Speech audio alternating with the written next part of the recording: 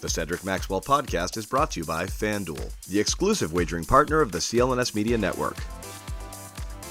All right, it's another episode of the Cedric Maxwell podcast. Max is back from being on the road. I am Josue. He is Cedric Maxwell, and we got a whole lot to talk about. Obviously, we got the 6-game road trip that the Celtics are just coming back from, and we got this article that seems to be what everyone around town is talking about when talking about the Celtics. That's, of course, the article profile on Jaylen Brown. It's got everyone talking about it. His article in The Ringer, New York Times, but one of the Ringers, the quotes that are really resonating with Celtics fans throughout the city.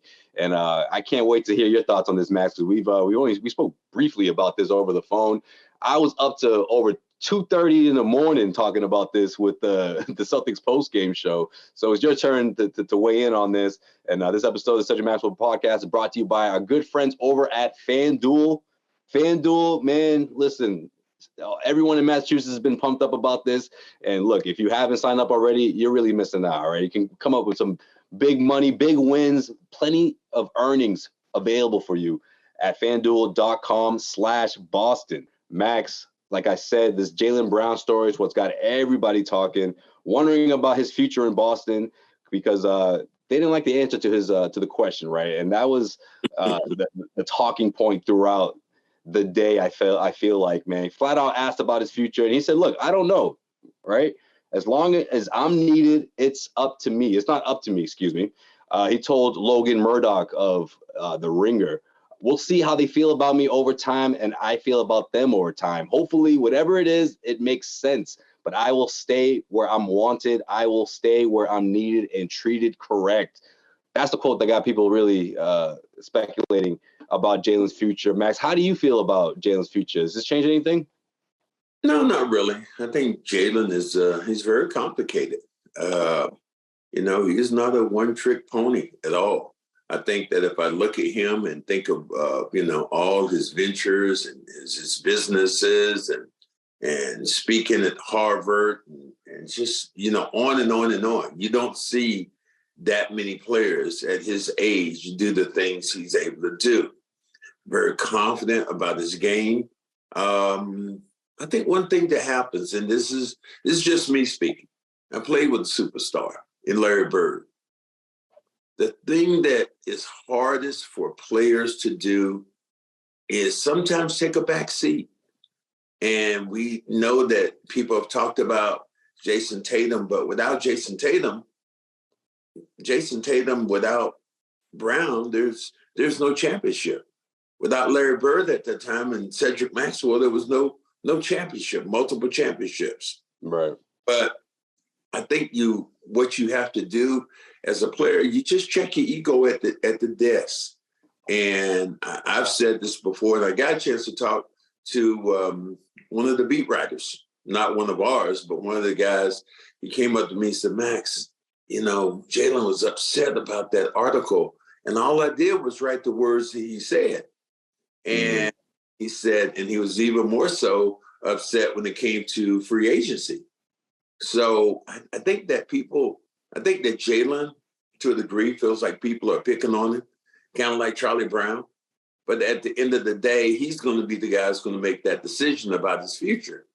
But if you look at it, and that's the thing sometimes it's hard for players to do, if you look at it in totality, this is a great situation for him. You're playing with a great player. You're a great player. The organization, loves who you are. I think, again, this is as a player, former player, and being in that situation. I look at a lot of this like Ray Allen. Ray Allen this last year, and Ray Allen was like, they tried to trade me. They talked about trading me. But unlike Jalen's situation, everybody that I've talked to or everything I've heard, Wick called him, the governor of the Celtics, major governor of the Celtics, and said, look, we're not trading you. Brad said when all this noise was out, Brad said, nah, and there's nothing going down. We are right now, we want you and we want to keep you. So there's a huge difference in how Ray was treated and how Brown was being treated now, but each player feels a certain way. Yeah, I get that. And I don't think these quotes had to do with stuff that's going on the court, right? I mean, I feel like it's mostly, like you just said, the trade rumors, him being dangled for those type of rumors. I mean, for those type of opportunity to get someone like Kevin Durant. I mean, like, who's to say when the next superstar of that caliber is available that Jalen won't be dangled in a trade, because he will be, Max. He's their biggest asset. It's not Jason Tatum's name being dragged through these trade rumors. It's typically Jalen, because he's the second best player on this team, or he's the one that everyone sees is the second best, the best asset, right, for a team that's trading with the Celtics. So I think that's a part of it as well. And also, look at what he's seen since he's been here, right? He's seen someone like Kyrie Irving promise everyone that he was going to stay and leave. And what happened to him? He became the biggest villain in the NBA. He's seen organization suspend their head coach after coming off the trip to the NBA Finals, the longest suspension any NBA coach has ever received, and then got his job taken away from him. And look, I'm not saying that Jalen is still upset about that, but if you're Jalen, you're keeping that in the back of your mind, right? Like, man, these guys, if they think it's time for a change, it's time for a change. Isaiah Thomas, as soon as he wasn't healthy enough, man, they didn't think twice. They flipped him for Kyrie Irving. I mean, look, you have to look at that. You have to look at things through Jalen's eyes and say, well, yeah, I can see why there's some trepidation there. He's not going to guarantee he's going to re-sign right now. Just wait, what color is this? Can you see a color here? Yeah, it's green. Green. And you know what they say, your dad would say right now? Grass is always greener on the other side of the damn fence. You might look at it and go, wow, I would love to. There's none of that here. There's no racism here. There's none of this, none of that. I don't care where you go. You're always going to have difficulties, and you're always going to have some problems and to adjust with. I was here, and people ask me right now about Boston. They've asked me before. I had a CEO come up to me and say he had just gotten here and asked me about Boston. And I said, he said, how is Boston for people of color? I said, you have to realize, for me, you'd probably have to ask somebody like yourself or the average person. For me, Cedric Maxwell, I'm not affected in that way. People treat me differently because I'm an athlete. Now, I'm not naive. A successful athlete, right, Max? If you weren't winning championships, it'd be a different conversation. I'm not naive to the concept that, there are racist situations which happen, but this is America. And part of that is how it goes. But for the average player who is famous, like a Jaylen Brown in this city, who is successful, they're going to be treated completely different than the average person that lives in Roxbury, Dorchester, Mattapan, wherever. They're going to be treated differently. So it's just, it really is a slippery slope, I think, for him. But he is the one ultimately at the end of the day that has to make that decision. And I think he must respect that. He's about to be I think probably if he makes all NBA, third that's team. That's the big part here, yeah. And qualifies for almost $250 million. I mean, so that's an additional $10 million per year, Max. Yeah, so I'm just like, in his case, it's like, man, you got the world by the short ones. But I've always heard that Jalen was built differently. He thinks different. And obviously, if you look at, where he's at now, his mindset, but he plays hard. His teammates love him. There have been times when I think there's a lot of times during the second half of the season, he's been the best Celtic scoring. He's been better than Tatum scoring the basketball. But it is it's something which comes apart every athlete when you go someplace. Sometimes you want to prove that, hey, I'm the man and I can on team. But sometimes they say, as Josue, as your dad would say, be careful what you wish for, Josue, because damn it, you just might get it. And then once you get it, he's definitely said that before, Max. He's definitely said that to you before. I know your dad said that before. I know your dad. Every dad has said that, son. Be careful what you ask for. What's that in the dad book or something? You know about that too? That's in the dad's handbook. Gotcha. Makes sense. That must be one of the early chapters. Dad's handbook. The mom's handbook is, baby, be careful. That's in their handbook. Do anything stupid, okay? That's the mom. Dad's handbook is completely different. And it comes with that look too, like, hey. Yeah. You know what I mean? Pop's got that look, like, hey. Yeah, that look. What you ask for, Josue? I want this, I want that. Well, be careful what you ask for. But in his case, I mean,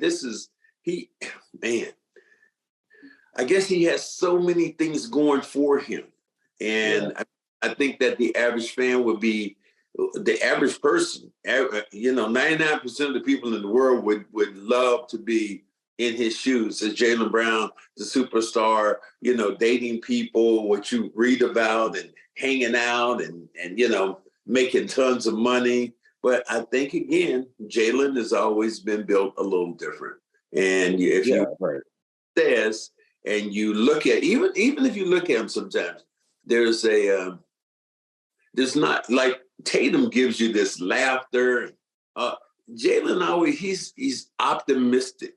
I mean, he's cautious. He's very, very cautious. Almost even in sharing a smile, I think he's very cautious about who shares that side, of who he is. He's also tremendously cautious when it comes to answering questions too. So that's why I think it's interesting that obviously he gave you a full response, but people are gonna nitpick. They're gonna look at the negative. They're gonna look past the hopefully and the we'll see. Like, there's a big part of that says hopefully I'm still here. So obviously there's a desire to be in Boston. I just think people have to understand that you don't know what's going to happen year after year. Like, look, again, year after year or every 2 years throughout this organization, there's been a surprise. Yeah, I think that you're even guessing on that. You're guessing on that, saying that he wants to be here because of what he said. Because we've heard Kyrie said what? If you'll have me, yeah. Come back and I will be here. I mean, players happen all the time, and they're free agents. And the thing about this is that a guy has done his due diligence and has played here, and has played well here. But he has an opportunity to make a decision to do what he wants to do. Right. You know what? Speaking of changes, I'm glad you brought up Kyrie because, he changed his mind when he said that. But you know what else? You know what also changed? The dynamic of their relationship between Kyrie and Jaylen. Now, Jaylen was saying how Kyrie reached out to him during the pandemic, during the shutdown, and explained how he lost his grandfather. He had a lot going on throughout that last season with the Celtics. And pretty much from there, they've mended fences. As obviously, Jaylen is a vice president of the NBA Players Association, and he was in the forefront fighting for Kyrie in the situation where he was suspended from Brooklyn. That list of the laundry list of things he needed to do to get back, and Jaylen didn't agree with that list, and he spoke out. And Kyrie says that was the one guy who spoke out for me more than anybody. So obviously they have a really good relationship now. So like that's another example of how things can change. I mean, if you're Jaylen and you're taking all this in, you're wondering, well, what's next? What's next in a year or two? I can't commit right now throughout this conversation and say, 100%, I'll be back. He doesn't know what's going to happen within the next year or two. But let me ask you this though, Max. Does the championship change things? Does the championship end all the speculating? If the Celtics go out and win this year, is it safe to say Jaylen stays, or are you still unsure? I would be very, very optimistic that he would stay because that's even if they win a title. But because ultimately that's the prize. As a prize to everybody. You think about all the great ones who've been in this league, who have, as they say, have chased rings. Charles Barkley went to Houston chasing a ring to play with Scottie Pippen. That team was stacked, though. They were old, but they were stacked. It did not work. So, that was technically the first super team. No one talks about them. Well, I think that everybody wants to go out and they want to go out one time. They want to win a ring. He's young enough right now. He could get multiple times to do it here with Jason Tatum and surrounded by the players he's surrounded by. That is what's really cool about it. But that's the thing, though, Max. I feel like if he gets a taste of that championship, what's the narrative after that? Can they do it again, right? He's in on that. I think he's that big, that much of a competitor that he'll say, you don't think we can run this back? And beyond that, who knows? But that championship window would be extended if he stays. Well, I think that the taste of it got in their mouths last year. When they were a couple of games from winning it. Couple plays away from winning the championship. But now you're still without a ring here in Boston, and people are early in the season, everybody said you were the favorite, the way you were playing. Everybody. There was not one person you would say, oh my God, they're the favorite.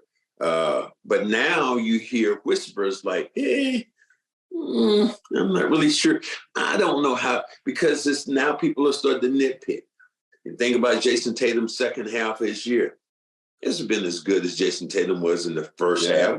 March Tatum hasn't been really, when people were screaming MVP. What the record isn't as good. When Joe Mazzulla was the interim coach, somebody gave him some record, but they said now that he's the head coach, he's 8-7. 8-7, something crazy like that. The title change, or the health of this team. Can they be a healthy team? Or 8-6 rather. They're 8-6, but yeah. But this team, the way they're constructed right now, and if they play, this is all I'll say. If they play their A game, I don't think they can be beat. If they play their A game. Now their A game is constituted with Tatum knocking down threes. He has not been as good in the second half of the season. It will be them shooting the lights out, defending, Rob Williams staying healthy, Grant Williams getting back into the fold right now of playing. Yeah, he's locked in now. I think one of the things that Joe Mazzulla did was really cool on this road trip was those last couple of games. He shortened the bench. He went down 8, maybe 9. Blake Griffin played a little bit, but he's brought Grant back. And I think you need Grant Williams if you're going to win a championship, because he can be a wild card, because he can knock down shots, bends, and he can stretch the floor.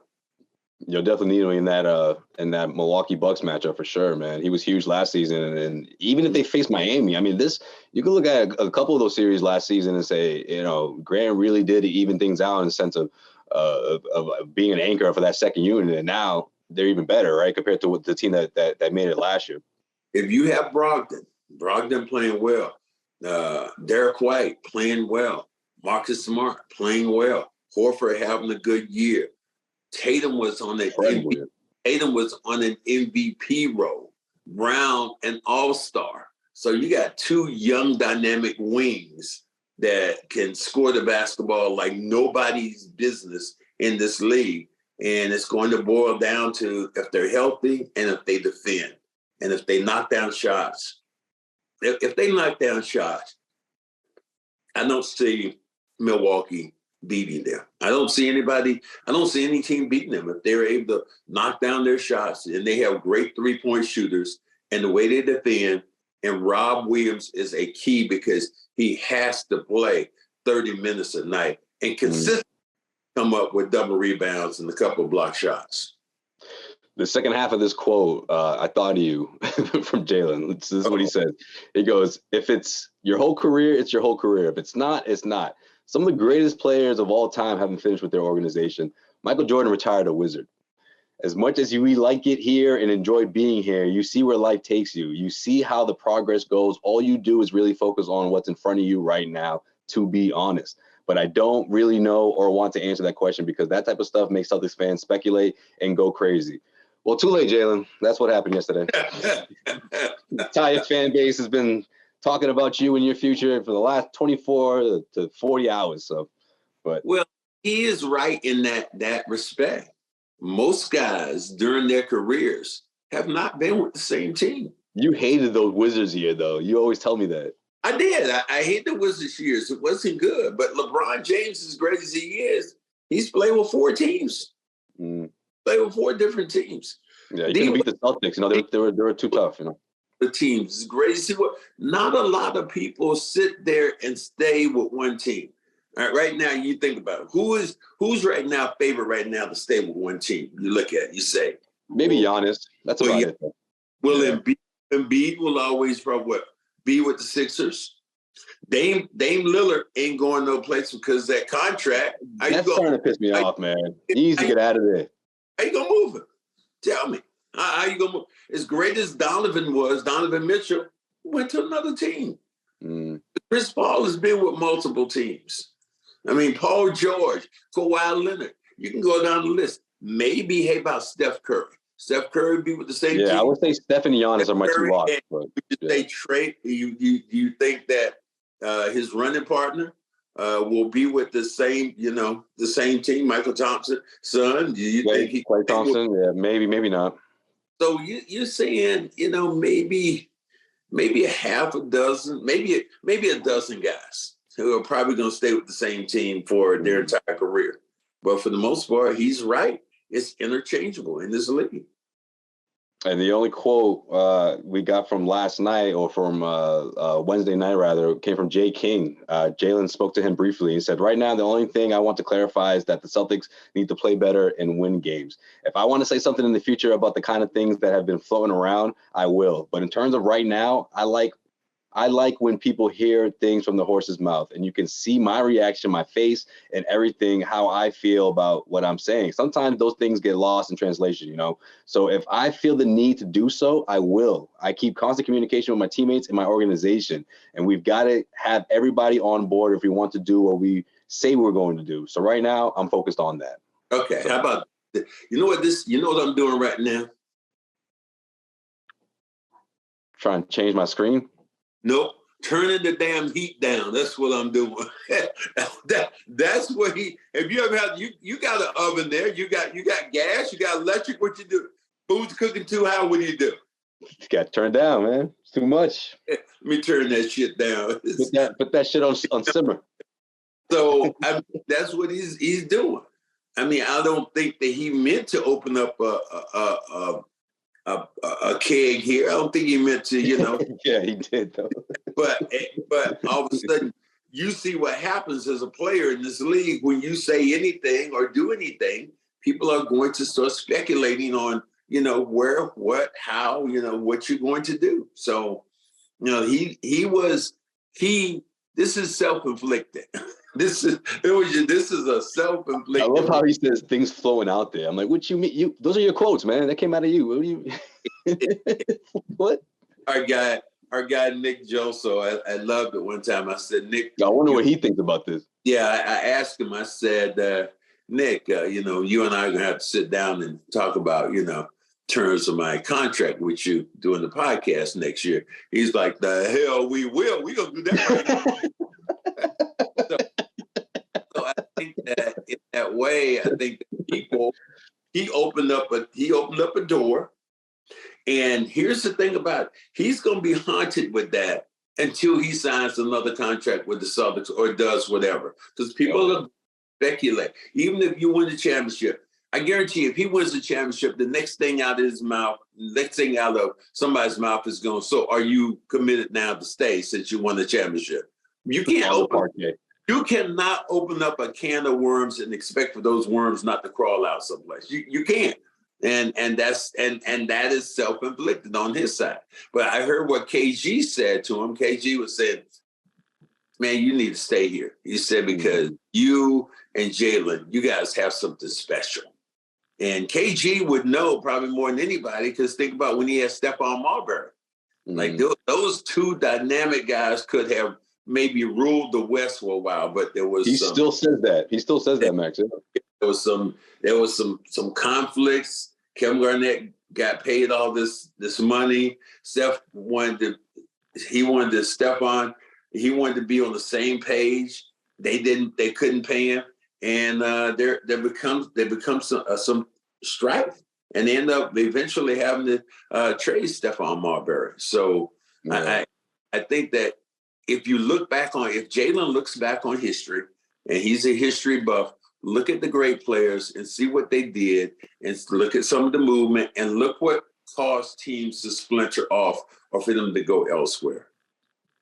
All right, Max, you're gonna fill me in on this West Coast road trip, but in a second, right? We're gonna remind everyone about our sponsor, FanDuel. This episode of Cedric Maxwell Podcast brought to you by FanDuel. Massachusetts, listen up. The wait is finally over. FanDuel, America's #1 sportsbook, is now live in Massachusetts. And new customers in Massachusetts can get in on the action with $200 in bonus bets guaranteed when you place your first $5 bet. I think I said $10 earlier. Your first $5 bet. Just sign up at FanDuel.com/Boston. You could finally bet on your favorite sports teams, from the money line to point spreads to player props and more. Guys, there's a lot of great deals going on right now on this app that you don't want to miss out on. My boys are onto it. Their significant others are even doing it, man. These women don't even listen. They don't even watch sports like that, but they're coming up winning big using FanDuel. So don't miss out on your chance. Yeah. Get $200 in bonus bet, win or lose. Visit FanDuel.com/Boston and make every moment more on America's #1 sportsbook. Now, 21 plus, and present in Massachusetts. First online real wager only. $10 first deposit required. Bonus issued as worldwide as non-withdrawable bonus bets that expire in 14 days. So remember that. Restrictions apply. See terms at sportsbook.fanduel.com.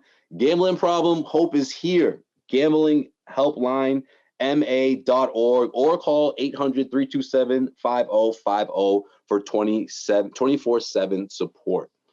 Max. Woo, man, you did it. You did it. You read the whole copy and you put in a disclaimer. Good God. Man, this is a big sponsor, Max. I ain't messing around, all right? I ain't messing around. The line, brother. We can't mess up the bag on this one. To the point where you got to the, if you got a gambling problem, here's the telephone number you can call. I mean, that's reading the entire copy. We're live in Boston now, Max, so we gotta put that out there. It would sell something, and it was during the 80s, they sell something, and then they go off like, yeah, buy this real thing. And by the way, if you're sure that, and you have what was that thing they would say? They would say, sorry, no CDs. What is that? You know what that is? I mean, I do appreciate it. Now, getting on to what happened with this 6-game road trip. Yeah, man, I haven't seen you in 2 weeks, Max. Fill me in. Surprising. Who would have thought that the 6-game road trip that you lose to Houston and you lose to Salt Lake? Who would think those were the two teams? No, you go out and play a tough game. Bad though. You go up against. You go up and play now. Run Minnesota. You're going. Okay, this is another tough game because they need to win it. You win those 2 games. Now you got Houston, so you're gonna be 3-0. You go there and lay an egg. Next game you got Dame. That was terrible, Max. What happened there? I mean, you got Dame Lillard. You're going, okay, this ought to be tough. You go in and run shot over them. Then you go to Salt Lake. Here's a team that really, they're playing well. They got some good wins, but you're saying you're still good enough to win and beat them. But does Will Hardy know how to game plan against Jason Tatum, or does Will Hardy know how to plan against Jason Tatum? Like, that was... Will Hardy did a job, but the Celtics had all kind of shots. They went up by 15. Yeah. They could have won that game without Jason Tatum. Yeah, you took the ball out of his hands, but they should have won that game. They missed a bunch of shots at the end during the time when, that you looked at Salt Lake City get back in it. So I think that, and then it was just a up and down. And then finally you have one of the best teams out West right now, probably playing as good as anybody. And you watch Sacramento and you're going, man, this is going to be tough. And De'Aaron Fox he's a bear. And then you top that off, look at Sabonis. I thought it might be an L. I really did. And you go in one of the last games on the road trip and you win there. So 4-2 was kind of where I was. 5-1 was where I was hoping, but 4-2 is a good record. So I think that the Celtics would take it. And by doing that, they kind of kept Philadelphia at bay. So it was a good one. And you saw so many good things, and then some things that were disturbing. like Jason Tatum, I think against the Houston Rockets, or I think it was the Houston Rockets. Yeah, he struggled on that one. He was 0 for 8 from the 3-point line. Yeah. Will Hardy had a plan and kind of made him rush with the basketball. Big time. Especially in the second half. Yeah. He didn't score the entire second half, Max. And if you are a team in this league and you're playing Jason Tatum, I was a little surprised that Sacramento didn't get that playbook and take the ball. Yeah, right. But they didn't. But there are going to be some teams later on. Celtics going to have to figure that out. There are going to be some teams that are going to try to come back and duplicate the defense against Jason Tatum and tell somebody else that, you have to beat this. But in that game, Grant was, what did he go, 7? He made, 6 3-pointers or something? 3s, except for the big shot at the end. Yeah, something like that. So you had your shot. Points. You had your opportunity on the road. That happens, but a successful trip for the Celtics. And now can they hold court? And you're going down to Washington. You got Milwaukee again. In Milwaukee, you could gain a game coming up here. And eventually you're going to have that game going into Philly, which is going to be which could be a huge game. I just don't believe in Philly. I mean, I believe in Joel Embiid, but I don't believe in the Philadelphia team right now. Yeah, you and everybody else, Max. Yep. Especially playing against the Celtics. Celtics have had their number. They've had their doggone number. I was saying last night, this might be Dogs last year in Philly. It might be. I mean, we'll see. But what I want to also talk about is wait. You think it's going to be his last year because of what he's going? Here's what he's going to have with him. He's going to have the MVP probably chanting him up and down, because Joel Embiid to me right now is the MVP of this league, and Joel Embiid has had he's had the best year of his career under Doc Rivers. So sure. I don't know if they fail early, maybe there is an opportunity for Doc to leave, but man, it's going to be tough the way Joel Embiid has been playing. Yeah, I mean, I just feel like that's the thing, though. Like, they're looking at this window of having Joel Embiid and being like, man, we got to put together a better team. We got to, whether it's putting in a new voice in the locker room or just trying to figure out some way to. Is that Doc's fault? I don't think it's Doc's fault, but I just think it's just something that happens throughout the NBA, Max, when a coach has been in a situation for a certain amount of years and, it's just time for a new voice. Shit, happened to Brad Stevens. It's happened to other coaches in the past. I mean, maybe not this upcoming summer, but you got to think that the clock is ticking here with this core, with this group. Yeah. So we'll see. This year is really, I'm happy that, I'm always kind of happy when the season's over and we're in the playoffs. So, to see, but give you a couple of things that were interesting to me that I've read about.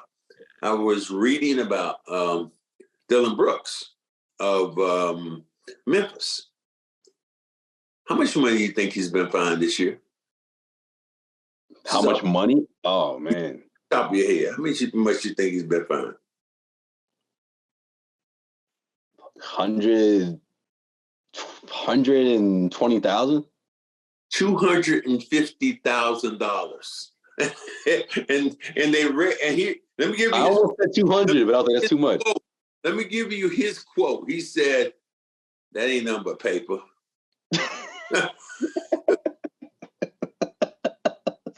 Oh, he said, "It ain't nothing but paper." That's such a Dylan response, man. Oh man, that's funny. Yes, ain't nothing but paper. So I mean, this league and seeing John Morant trying to come back. This is crazy. Watching the Lakers. I'm gonna use that line, man. Watching the Lakers go back and forth where they might be. Paul George goes down with probably injury that's going to keep him out till playoff time. Where will they be? Durant comes in, slips on the ball boys. Oh, that was wild, man. Slips on the floor. Someone got fired. And did he play one game yet, or was it? No, he played 3 games on the road, and then that was going to be his debut at home. So this has been a strange year. I thought Miami would be much better, and with but they've been up and down. Yeah, but they're stubborn, Max. They don't want to make trades. They don't want to add pieces. They just like, no, we're gonna do this the way we've done it before. And it's just like, all right, I think everyone else is getting better, but okay. God bless you. And it seems that who's going to be in the playoffs? What happens if you're the Celtics right now? You run into Chicago in the first round. Chicago's giving you fits. Chicago, yeah, but it's not enough for you to think that they're not going to make it out, though. I mean, at least they're not in that situation. So what's that? I said at least it's not enough that you think that they won't make it out of the first round, though. But you're right; it could take a few games. Celtics right now, and if you don't bring your A game, playing against Chicago with DeMar DeRozan and Vuk, they can give you a tough day. They can put a scare in you. So yeah. I mean, any team right now, I think is vulnerable. You look at Cleveland, a team that's beat you 3 times. That's your squad. Yeah, they've had the number. So I mean, there's some. The matchups are going to be just as interesting in that first round. I was talking to my broadcast partner, Sean Grandy, and he was like, well, I think it's going to be Miami in the first round. So that'd be interesting. That means Josue would be on the road. Ain't no way in God's earth that Nick Josue could keep you away from Miami. you already know. You see both of you. Y'all sharing a hostel or something together and just like, okay, Bobby, yeah, we're going to go down and hang out. But that would be – that's a really interesting, good series that could happen. Max, you don't even have to ask which city I like the most, which NBA city I love to go to the most. It's not even close, man. It's MIA for sure. Yeah, that is true. But I just heard that they just did something yesterday. Just had a thing in Miami where they had curfew at South Beach. They had a curfew going on at South Beach because of all the things that are going on there. Crazy. I remember last season during the playoffs, there was an Uber driver telling me how he's like, man, I swear half the city, they're still in shutdown mode, but Florida version. I'm like, well, what do you mean? He goes, it was just a straight up block party out here, man. They haven't let that go. It's been a couple of years now, and they're still like, nope, we're partying every day. I'm like, really? Yeah, they showed the situation in Miami. Was it? I want to say last week. No, it was this week. It said people they were just running them up. Guy was in his car. A whole bunch of people just ran up to his car and just started jumping up and down, jumping on the roof, denting his roof, and just and he just sat in the car. So what could he do? It was nothing he could do against, it looked like a couple hundred people. So yeah, but he was screaming at something. He's not just standing there looking at everybody. Miami's dangerous for that reason and also dangerous for the Celtics because I'm always afraid of Jimmy Butler. Jimmy Buckets. Yeah, always afraid of who he is. A first round Jimmy. What he can do. He always puts me in that mood like, ooh, could be dangerous here. They got shooters, they got Bam, and they got Jimmy Buckets. And the way they play the Celtics well. They do. Well, the Celtics at least got out of that the third place in the East. They got a 2-game lead. A 1-game lead on Philly, and they're trailing Milwaukee by 2. So, like you said, Max, next week's matchup against the Bucks, man, that could really be their way to reclaim number 1. But how important is that for you? How important is it for the Celtics to grab the first seed? Well, I think that if you're the Celtics right now, you want to have home court advantage. Yeah. You want to have home court. That's what you play for. So I think it is really important that they come out, they play well, and they challenge. You remember what happened last year with Milwaukee? Milwaukee screwed around and they could have won a game. Then they sat everybody at the end, and the Celtics played everybody, and because they didn't want to play Brooklyn in the first. That's right. Yes, I was trying to remember why they were doing that.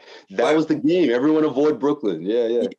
You remember what Ime was like? I want Brooklyn more than anybody. You remember what Ime said? Ime said, we ain't ducking nobody. And what that did was give that team an identity. And they were fearless from then on. But we talk about that, and Milwaukee is behind the Celtics. It could have been ahead, but they didn't. That seventh game was played in Boston. It was played in Boston, yep. Being played. Big. Milwaukee had a chance to close it in 6. And you and I have been in Milwaukee many times before. They have this chant they always do. I don't care whatever it is. They said Bucks in 6. Bucks. Oh, in that's 6. right. Yeah. I don't give a damn. And it could be they would have to play a 7th game. They'd be like still going Bucks in 6. Right. So yeah, that's not even mathematically possible, guys. The Bucks got them in Milwaukee. Had the chance to beat them in 6, and the game came back, and you had home court advantage with the Celtics, and you came back here and won in your building. So I think this is just that's why I say it's, for me, I think it's important that they come out and they play well, and they challenge. They put some fear in the Bucks' heart. I think that by adding Jay Crowder, they've gotten better. But at the same time, I think you still look at Middleton. Is he the Middleton of old? Right. He's not been that. Drew Holiday is good. We know what Giannis brings to the table. But in the last game the Celtics played in Milwaukee, what did they go in and it was a game that hardly anybody played in for the Celtics, and the Celtics lost. Was it by 1? It was an overtime. It was something. Yeah, it was an overtime game because it was Hauser hit the 3-pointer with 0.1 seconds on the clock. Yeah, the hometown boy. Yeah, Bucks didn't foul. So and Bucks ended up beating them. But the Celtics, I think that they still have they're still in the heads right now, the Milwaukee Bucks. Well, we got 9 games left in the regular season. We'll find out soon enough. But these 2 games at home, I'm looking for the Celtics to continue with this momentum. Let's see them finish this regular season strong, with or without Tatum or Brown. I mean, I'm sure that the second end of a back-to-back, one of these games they'll rest a couple of games before the end of the season. But I'm so tired of the second night of back-to-backs. I'm ready to see the Celtics trot out the same 5 guys every game. Man. Rob starting out with Horford. I want to see them get back to that because Rob is an exception, but yeah. Back to back, I'm like, well, they're not going. Horford isn't going to play tonight, or second back of the back, this isn't going to happen. So so playoffs, as we all know, just do the math. There are no second nights of back to back. So it could be, I think, could be very, very positive for the Celtics. That's a good point. And especially in the first round, you got a lot of days in between, at least those first couple of games. It's not like the Eastern Conference Finals where no matter what, even if you're changing cities, it's every other day. Like you're just playing, one day in between another game, one day in between game 3, So that sort of momentum, I just feel like the Celtics ran out of gas a bit, right? In that NBA Finals. I mean, especially Tatum. Brown, maybe not so much, but Tatum especially. So I tell you what I promised to do this year. I don't care who the Celtics play. I promise you, I'm not going to get into a tat-a-tat with any of the players so you can be behind me with a damn camera. I promise you, I'm not doing that shit this year. No, which one comes first, Max? The chicken or the egg? Are you the one that has to start the conversation for you to be recorded, talking smack? What do we call that? Self-inflicted, right? Self-inflicted wound. Exactly. But listen, you make it seem like you were doing something wrong. You were living your life. You can have that, but until you find out that the guy standing behind you with a camera recording it, then you all of a sudden you're going, uh-oh. It's I don't miss anything, Max. Story. Look, the last time the Celtics were in Philadelphia, before anyone was even talking about Marcus getting into it with someone in the crowd, your boy was all over that, man. Man, listen, that's part of the gig, being a reporter. You gotta keep your eyes open for everything. I get it. I just said, I promise you, I'm not gonna be into that this year. No, man, don't change. Just be you. Hey, I'm changing the scenario. I'm not gonna be in somebody's face. Look, and I'm not involved in the game. Last year, I almost felt personally vested in that game against Golden State. I it was a personal affront to me. You're like, come on, Celtics. Come on, man. Put up Draymond. Come on. Yeah, I can't beat Draymond. I can't beat Draymond in a wet paper bag right now. I would hope that somebody at 67 years old ain't kicking nobody's ass in their 30s. I would hope. No, I don't mean like that. I meant like the Celtics on the court. Like you were cheering extra hard. Like, come on, man, beat these guys. I want to see Draymond frowning. I was doing just that, and I found myself getting vested in the game, emotionally, physically, psychologically. I felt I was getting them, and as a reporter, we've been taught to just kind of, pull that away. It's them versus them. It's not me versus him. It's not that. And I didn't try to make it personal, but I think that once that happened and Draymond caught wind of it, now it was just like, it was like this huge explosion, and you happen to be there again, camera. Not one time. It's like you're following me around going, there's going to be some shit jumping down with Max today. Hold on. Man. Listen, Max, this was my first NBA Finals, man. So I'm taking it all in, especially after the game's over. It's like, I don't have to tell you, man. It's the who's get on the court, and everyone's chopping it up, and got an exclusive. Messed around and got an exclusive. There you go. You think I'm going to be able to holler at your boy this year? Which one? 40, 240, what's his name? E40. Oh, I don't know. I don't think the Warriors do them any favors right now, man. I don't know. We'll see, though. The ping pong. Ping pong, man. Ping pong.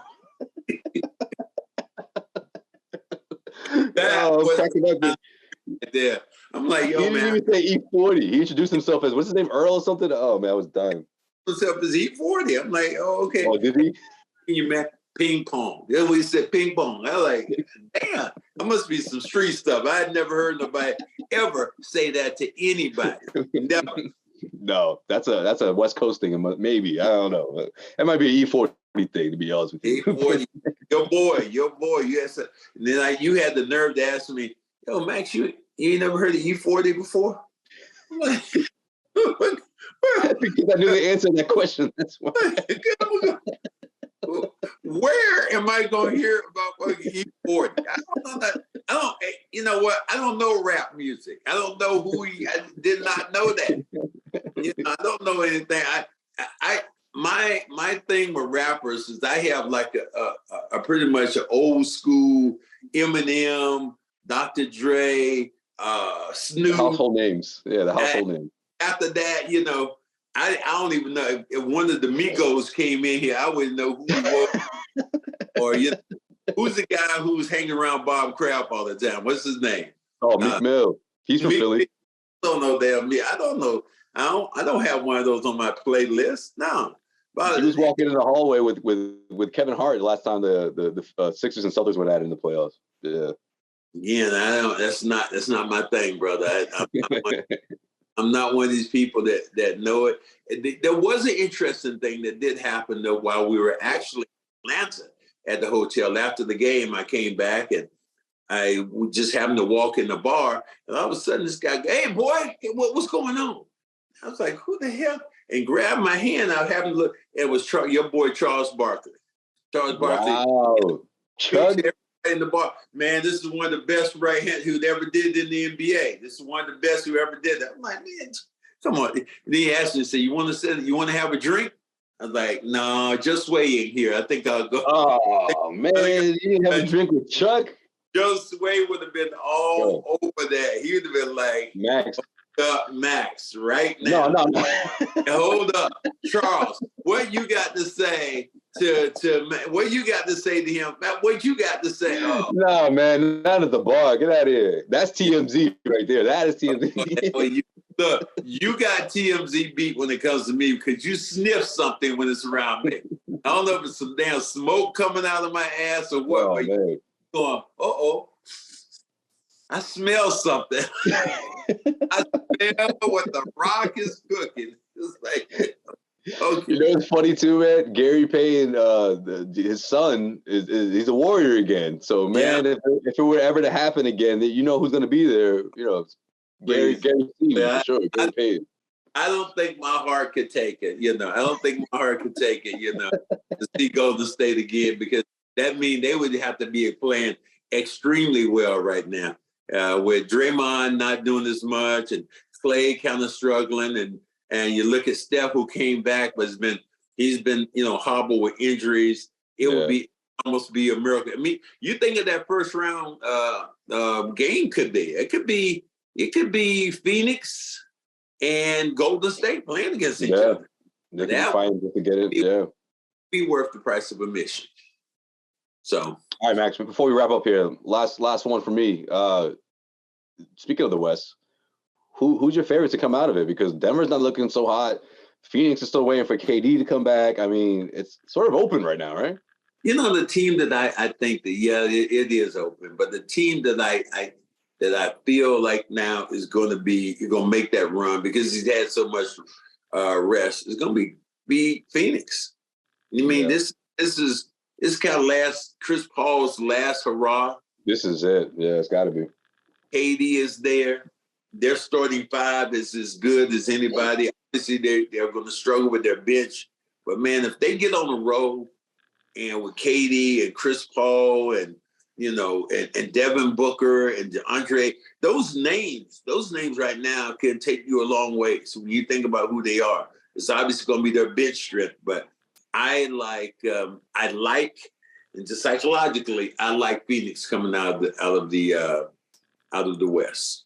I'm with you too, Max. I mean, when the trade first happened, I said, look, they're a favorite for sure, but don't sleep on Denver. But Denver, I don't know what's going on over there, man. It's like Coach Malone is just like he ripped them a new one in his last press conference. He's like beside himself. He's like, guys, do you understand this is our opportunity? And they just can't seem to. I don't know. I mean, look, they're not out of it, obviously, but I'm not feeling so good about them. They've always been that team that's kind of been up and down. So I don't know when it comes to them.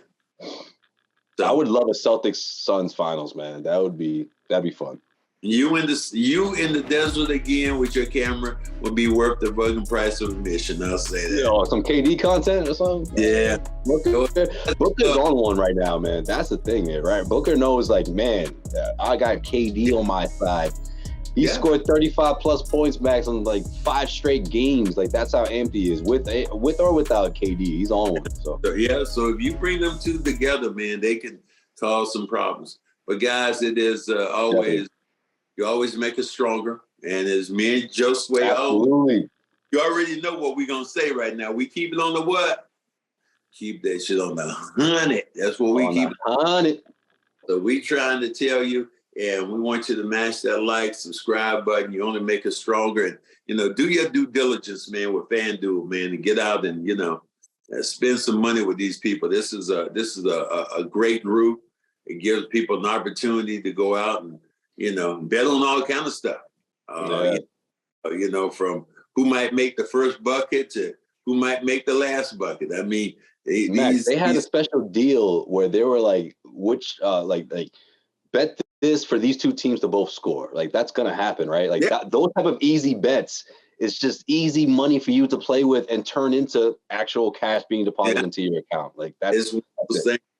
So us with FanDuel, man, we appreciate your time and who you are, and good. Again, mash that button, and we hope you enjoy. Sure. We're going to go back again, probably look in our grab bag. And, we're going to do something a little special. We get somebody with our grab bag. I got a special thing that I'm eventually trying. Hold on. I got something special I'm going to give away here to one of our. What you got, Max?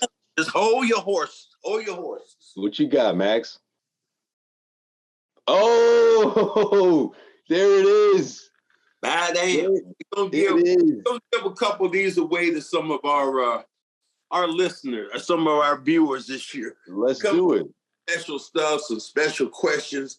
We're going to go out and, I'm going to sign one of these Cedric Maxwell jerseys and send it to you. And you know what? You can act like you in the damn up in the Boston Gardens in the Raptors because your number's retired. So, yes, sir.